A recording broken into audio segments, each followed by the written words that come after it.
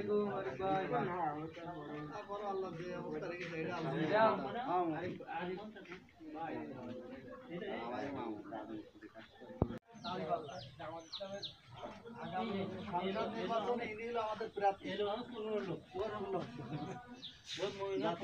দোয়া করবেন, আগামী ভোটটা ইনশাল্লাহ দাঁড়িপাল্লার হবে।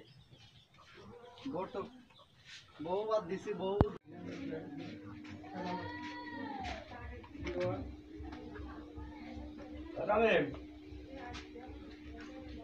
আমার সাথে সাক্ষাৎ হয় বিরায় বিরায়, কিন্তু বাসায় এই খোলে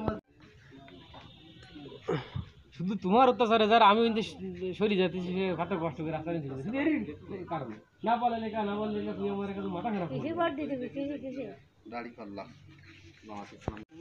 আমি অসুখে মুখ আমি অসুখে মুখ দিছি